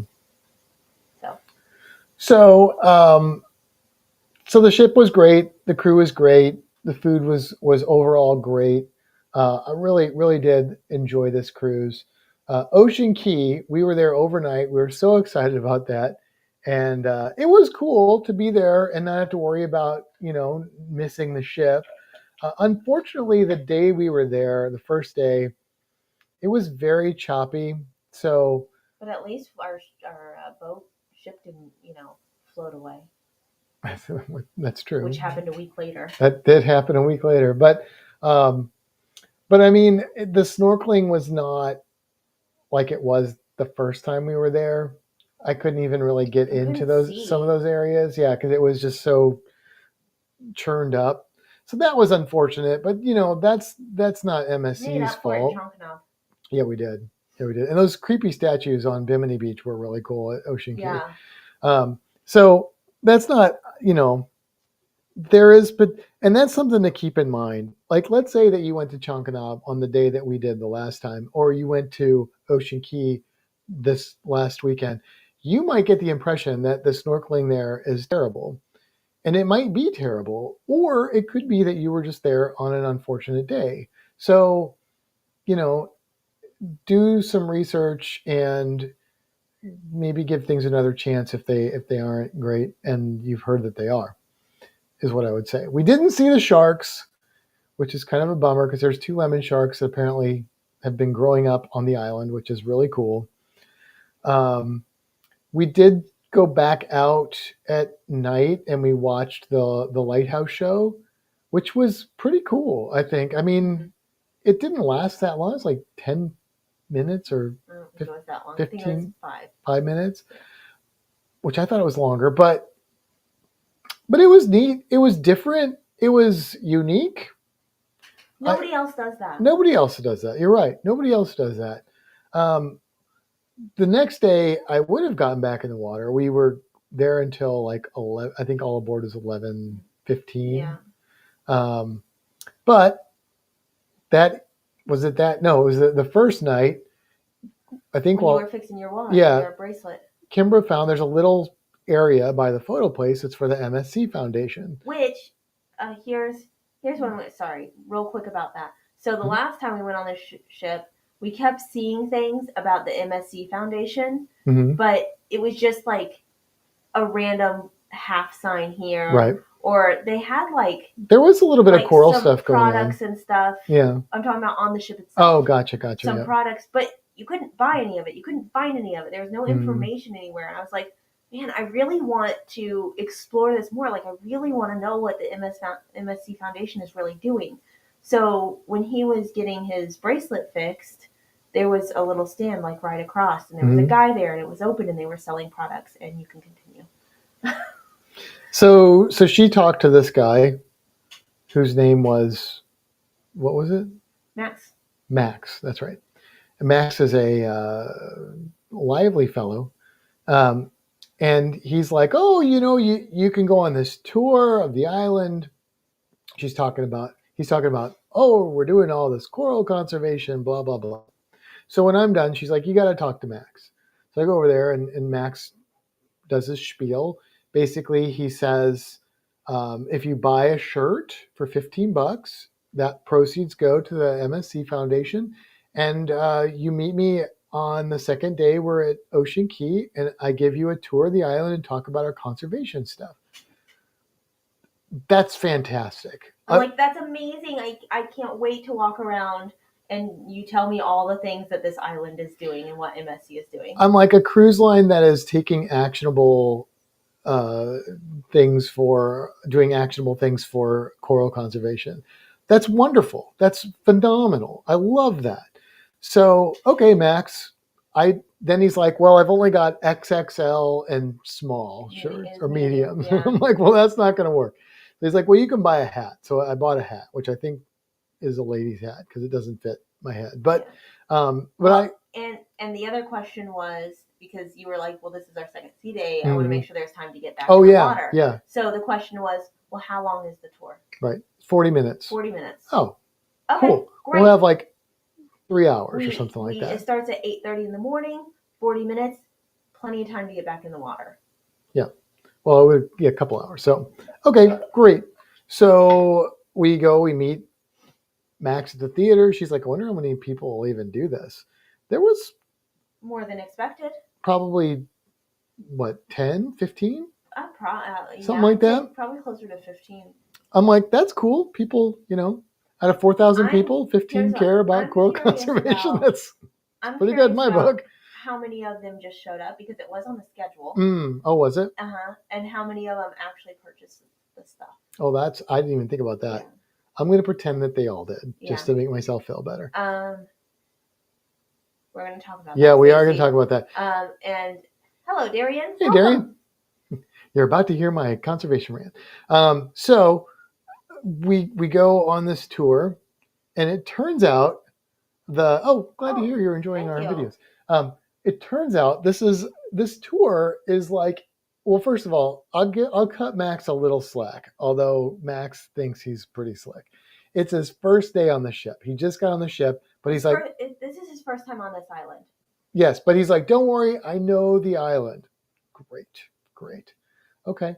So he's doing the tour. He's getting things wrong. It's just a tour about like amenities on the island for the first hour. When we got off the ship, we stood there for a little bit, and he said some things about how the island was created and some information about it. So yeah, he did have a little spiel, a small spiel. And now some of that information was differing, was wrong than what we heard later. Yeah, it was incorrect. But yeah, so go ahead. And but then most of it was like, oh, this is where you can eat lunch the next time you're here because there's no lunch today. This is where you can rent paddle boards. This is where you can do this. We're like, okay, we were here all day yesterday. Like, we already know this. I don't need this tour. This would have been helpful yesterday morning. He's carrying around a map, looking at it, reading the name of something, and then pointing out what that thing is. Mm-hmm. He wrongfully told us that the toddler beach was the best snorkeling spot when there's literally toddlers in the water. So he made a few errors, but he said them with confidence. But my biggest issue is that I'm like looking at my watch going, how long is this tour? Because we haven't even got to the other place. I haven't heard anything about how your coral conservation program works. And that's why I'm on this tour. So, or any other conservation for that matter, because apparently they have, and look, MSC Foundation may do some good stuff. I'm not saying that they don't. I'm just saying I need to know what your coral conservation is, because that's what you're telling me you're doing. But we're 40 minutes in, and we're at the end. We still have to turn around and come all the way back. Right. And I'm like, I guess I'm not getting in the water today. So we finally make it back to the MSC Foundation area on the island. Which is new. It's opened, in April? Yeah. Something like that, beginning of May. It's very new. It's just open. And he's like, oh, you're going to talk to one of our officers that's on the island. She's going to fill you in on all this coral conservation. Wonderful. She'll know what she's talking about, right? Well, she didn't know what she was talking about. So she's kind of going over the history of the island, which we had been waiting in there for her to finish checking people out in the store for 5 minutes. So we'd read the timeline. Which she did by reading the timeline. Which she read the timeline that was right there. It's like, if you ever gone to a lecture and watched somebody just literally read off their PowerPoint, that's not how lectures are supposed to work. Anyway, so whatever. Just tell me about your coral conservation. I see the tanks outside. Tell me what you're doing. They're empty. Well, they have water in them. So she takes us. We went and looked at them the night before. Right. So she takes us over there, and she starts telling us about coral and their coral program. And she's got some artificial coral that one of them she said was the wrong species, but whatever. I can let that go. Okay, I can let that go. I'm looking at these vats going, these are under shade. That's not going to work for coral. There's no filtration that I can see anywhere. They're just vats with like pumps of water going out. Maybe there's a filtration system somewhere I just don't see, and they're all in the same filtration system, which could be problematic, but maybe not. Okay, whatever. Tell me about your stuff. She explains coral, and she uses big words that are real science words, but they don't actually, what she's saying doesn't make sense. She's using the right terms, but she's not putting them in sentences that make sense. She doesn't know what she's talking about. I get it. She said it with confidence. I get it. It's new. I can let that go too. But I want to know what they're doing. Are they doing coral trees? What are they doing? Because Max on the ship, when I mistakenly tried to talk to him about coral conservation, and was talking about how the heat wave a couple of years ago like wiped out most of the Florida aquarium's corals that we had planted on a reef. He's like, all our corals all survive climate change. I'm like, okay, let me hear about that. Well, they haven't done any of that yet, so I don't know what he's talking about. They have moved. Oh, that was weird. They have moved some corals. Those are set to go off because usually we're done by now. They have moved some corals around, kind of like if you watch the premiere, kind of like the coral trees. I think they've done that. She said they've done that. I don't know if they've really done that, but maybe they've really done that. There's video pictures of somebody doing that, but some of their footage, they had us watch a video at the end, was definitely stock footage. This is what they're doing, according to this person. They're going to take coral. They're going to put it in new containers because all the containers they have to be replaced. They haven't been used yet, but they have to be completely replaced, which I get it because they're not going to work. They're going to take this coral. They're going to grow it in these tubs. They're going to gradually increase things like the temperature and some other chemistry stuff that she stumbled through. And they're going to get that coral to survive that slow change. And then they're going to outplant it on the reef and make, this is what they call their program, the super coral program. I said, excuse me, are you guys propagating coral? Are you breeding coral? Where are you getting the coral from? I'm going to interrupt you real quick. You've got 10 minutes before this is automatically going to end. Okay. So she says, well, we're taking little corals from the wild. So you're taking little corals from the wild. You're putting them through a slow stress process, hoping they survive, and then putting them back out into the wild where next year everything's going to change rapidly, potentially, and kill them. How is that? I didn't get into this because I knew she didn't know what she was talking about, and I didn't want to be like a dick. But I'm like, maybe she just doesn't understand their coral conservation program, right? Like maybe she doesn't know what they're doing because they say they're working with like, different scientists and college students. And I'm like, these people, they know. She's saying things like the extra carbon in the water from like an ocean acidification, that the coral can take some of the carbon out of the water. Like she knows these terms, but coral doesn't take carbon out of the water like that. She's saying that coral can eat microplastics. I'm like, what are you talking about? So anyway, so then we watch this video, and the video that they have says basically what she said, that they're going to take corals, they're going to put them through these rigors and then put them back out in the wild. That's not how it works. That doesn't do anything. That's not you. And I looked on their website when I got back, and they even have a quote, which where's my? You sent it to me. Oh, right? yeah. So this is the quote that they have on their website, which I couldn't find real specific information about what they're actually doing in the Super Coral program. It's a lot of window dressing. Here's the quote that they have. It says, "That's why the MSC Foundation is committed to restoring coral reefs with our Super Coral program at Ocean Key in the Bahamas.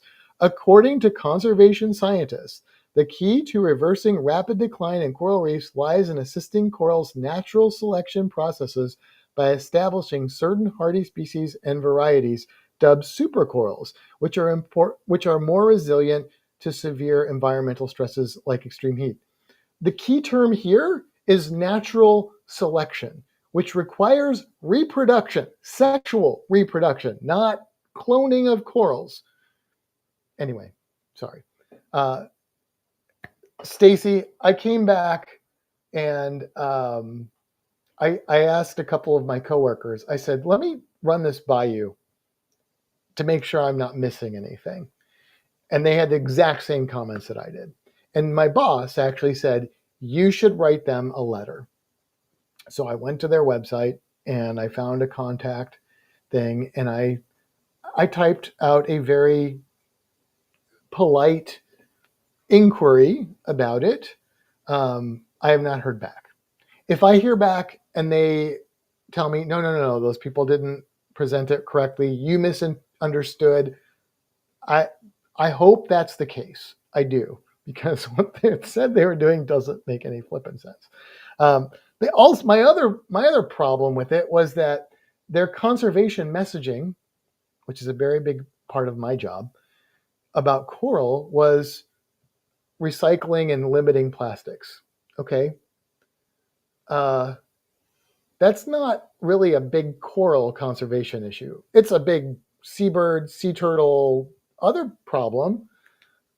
They didn't mention, like, you've got people literally at beaches with coral, literally at the ocean with coral, interacting with coral. You have the opportunity to pass on some really good, actionable conservation messaging that people can actually use. It's a struggle for me at the aquarium because I'm like, I can give you coral conservation tips, but if you're not swimming around coral, they don't mean anything. So they didn't say anything about reducing sunscreen, using reef safe sunscreen, which may not be that effective anyway, but they didn't even say that. That would have been the best thing they could have done. They didn't say anything about being careful not to touch or step on live coral. I'm like, that's a missed opportunity right there. So it's a new program.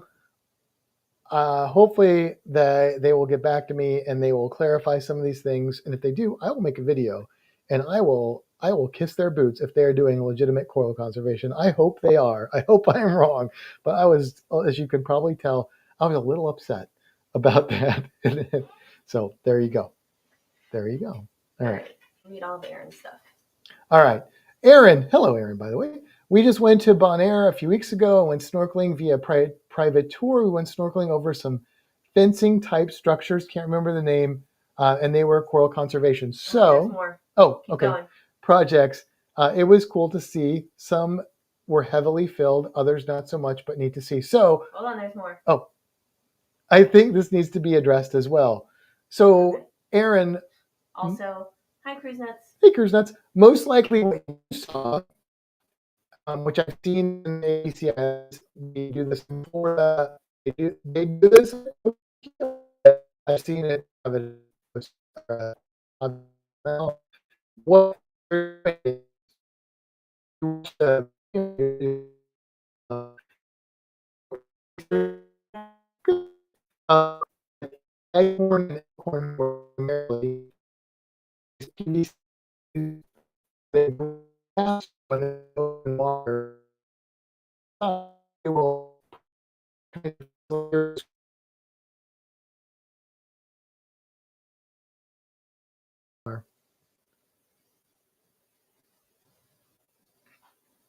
Are we back?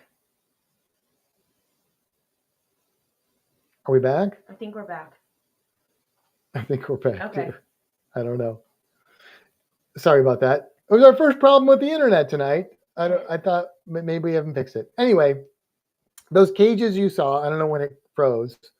That is what they do when they outplant the coral that they've grown, and then eventually it becomes a new healthy reef. So that is good stuff. That is good coral conservation in action. But what other places do, like the place where I work, is we used to do that. We breed coral, one, to build genetic diversity. We can outplant those corals in different parts of the reef so they can sexually reproduce and get genetic diversity, which can help with coral disease, potentially resiliency to climate change situations, ocean acidification, things like that. We also have a genetic arc that we are building, that the aquarium's building, so that if a coral species becomes extinct in the wild, it potentially could be reintroduced if the environmental conditions are improved. Both of those are real conservation. Both of those are important conservation, and there are other things that people are doing as well. I would be happy if Ocean Key was doing anything. I just haven't seen it yet. And what they said they were doing is magic. It's not science. So I don't really understand why they would do that. So we'll see. We'll see. But I'll get back to you on that. Stacey said maybe MSC can hire you to run the program, and you can live on Ocean Key. I've already suggested that. Yeah. You know what? That's what they need. They need somebody that understands coral conservation and coral to like train them and lead those programs. And if they want to hire me to do that, I will find a way to make it happen. And if they're really doing coral conservation, I will be their biggest cheerleader, because a cruise line doing real coral conservation, I think, is phenomenal. And I really hope that they get back to me and they say, Matt, you dumbass, you just totally misinterpreted this, or this is a whole layer of science that you don't understand. I don't think that's going to happen, that part, but maybe I'm hoping that there's more to it and that they just didn't present it properly. But I was really just upset because I was getting so excited about it, and then I felt like it was all just BS. And it wasted our day. That didn't help. That didn't help. But yeah, I mean, cruise lines should be leading the way with coral conservation, or at least helping contribute to that, because I mean, in the Caribbean and other areas where there are coral reefs, if you don't conserve the coral, you're not going to have a business down the road, because you're going to lose more than just that coral reef. If that coral reef goes, it's going to be just the tip of the iceberg. It's going to impact that entire environment and the economy, everything. So it's in their best interest to conserve coral and be careful about that. And most cruise lines are not doing that great on that front.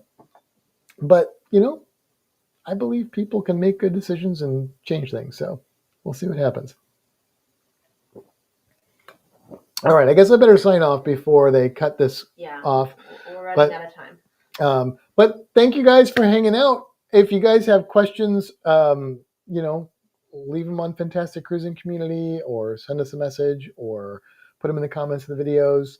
Like I said, I think we've got 3 more videos coming out, 2 more Cozumel and 1 just little funny, hopefully it's funny, elevator etiquette and how to use a smart elevator, sort of real short video. But I think we'll see you guys next week. I think so. The next weekend we will not, because we'll be at the International Herpetological Symposium in Fort Myers. But this coming weekend, we should be here. So. Yeah. And then, hold on. Let me look at a calendar real quick. Captain's falling asleep now. So next weekend will be the weekend before your birthday. Yes, it will. Actually, next Friday is when the live action How to Train Your Dragon comes out. Whoa. So I don't know. We might miss the live to go see that. We can wait probably till the next day. But I do want to see that. I'm really excited for that. I hope it's really good. All right, guys. Have a great weekend. Have a great week. See you next time. See you later.